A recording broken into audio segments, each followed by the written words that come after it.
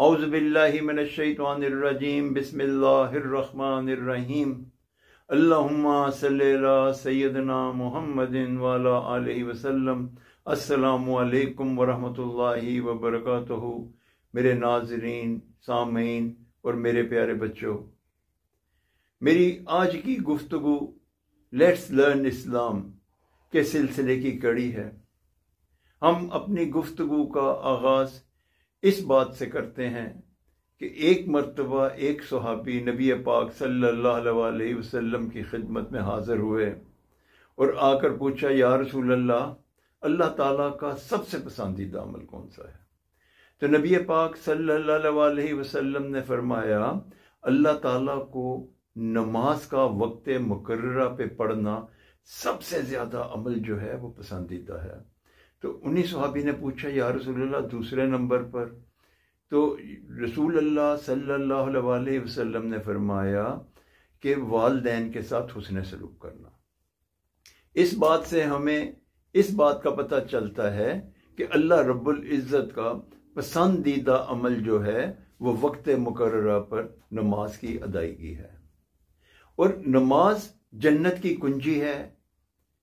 और नमाज की कुंजी जो है, जैसे मैंने पहले भी आपको बताया था, वो वजू है। आज हम वजू के मुतल्लिक आपसे गुफ्तगू करेंगे।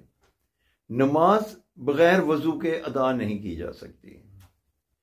नमाज की अदाई के लिए वजू लाज़िम और मलज़ूम है।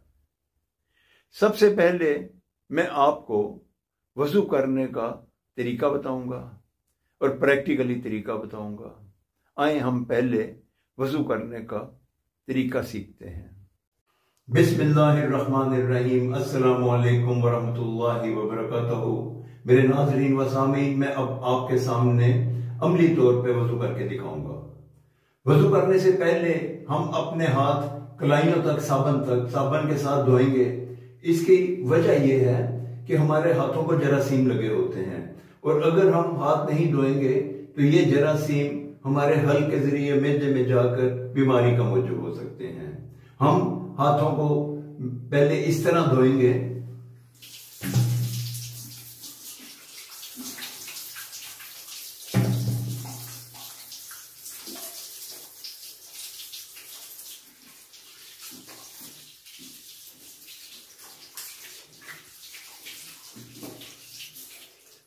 हाथों को धोने के बाद हम पहले मसवाक करेंगे। मसवाक करना नबी पाक सल्लल्लाहु अलैहि वसल्लम की सुन्नत मुबारक है। और अगर हमारे पास मसवाक ना हो तो हम टूथब्रश और पेस्ट के साथ अपने दांतों को साफ करेंगे। अगर वो भी हमारे पास नहीं है तो फिर हम अपनी इस शहादत वाली उंगली से इस तरीके से अपने दांतों को साफ करेंगे।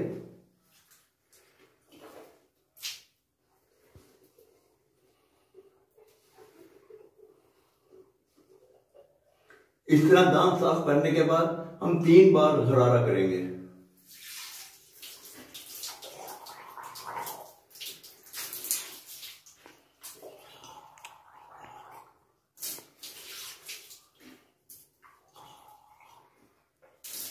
गरारा करने में सिर्फ हमें रमजान के महीने में एहतियात करनी होगी कि हम गरारा ना करें, क्योंकि अगर ये पानी हलक के जरिए हमारे मैदे में या जिस्म में जाएगा तो हमारे रोजे का टूटने का खतरा होता है। इसके बाद हम अपनी नाक की सफाई करेंगे। नाक की सफाई करने का तरीका यह है कि बाएं हाथ से पहले नाक में पानी डालेंगे और फिर ये छोटी उंगली के साथ नाक के अंदर इसको इस तरीके से साफ करेंगे। और ये अमल भी हम 3 मरतबा दोहराएंगे। अब नाक की साफ करने के बाद हम अपना चेहरा धोएंगे। चेहरा यहां से लेके यहां तक धोया जाता है।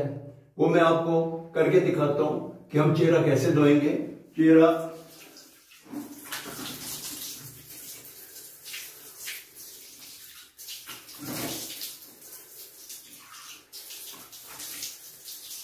इस तरह चेहरा धोएंगे और जिनकी दाढ़ी होती है वो 1 मरतबा इस तरह खलाल करेंगे।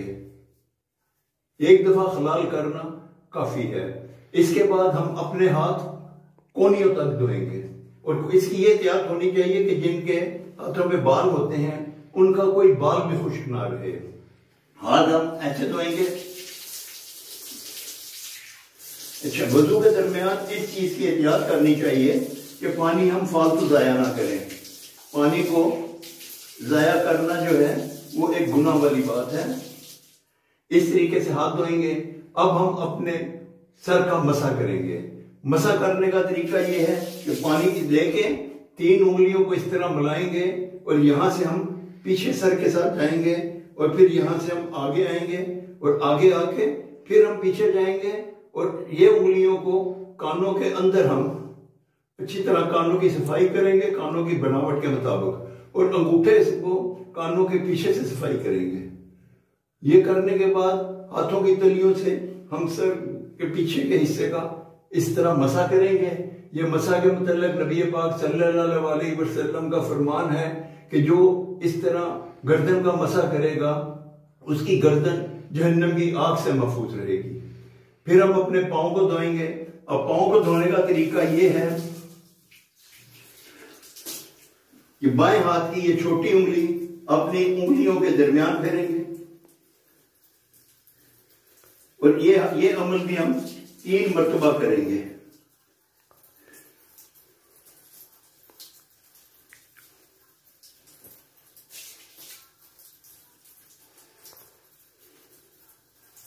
इसमें ये एहतियात जरूरी है कि पाँव का पीछे वाला हिस्सा खुश्क नहीं रहना चाहिए। इसी तरह दूसरे पाँव को भी हम करेंगे। अंगूठे वाली उंगली से लेके दाएं तरफ से हम बाएं तरफ जाएंगे। इसको भी हम 3 मरतबा ऐसे धोएंगे।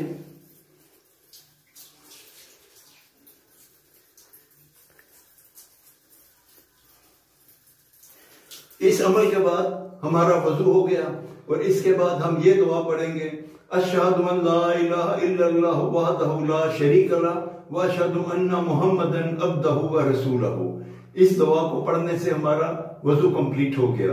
अब एक इसका आपको मैं यहां मसला बता दूं कि अगर हमें 1 मील दूर तक जहां पे हम रहते हैं वहां पानी हम अवेलेबल नहीं है या हमारे पास इतना पानी भी नहीं है कि हम पी सकें, तो हम तयम्मुम करेंगे।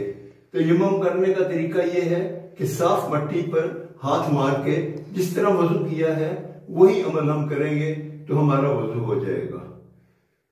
अस्सलामु अलैकुम वरहमतुल्लाहि वबरकातुहू। आपने वजू करने का तरीका प्रैक्टिकली सीखा। अब इसमें यह बताऊं आपको मैं कि अगर वजू में कोई जगह, जैसे ये चेहरे पे आपको ये एक वहम होता है कि हमने वजू कर लिया मगर ये जगह खुश्क रही, तो आपने दोबारा वजू नहीं करना। गीला हाथ करके वहां पे फेर लें तो आपका वजू हो जाएगा। इसके अलावा अगर हम फर्ज करें कि हम जहां पे रहते हैं वहां से हमें 1 मील तक पानी दस्तयाब नहीं, या पानी इतना भी नहीं है कि पीने के लिए भी नहीं है, तो हमें वो वजू तो नहीं हम कर सकते। फिर उसके लिए तयम्मुम करते हैं। तयम्मुम करने का तरीका ये है कि मट्टी पर नियत पहले वजू की करेंगे और पाक मट्टी लेकर उस पर हाथ मारेंगे और जिस तरीके से हमने वजू किया इसी तरह ही वजू करेंगे।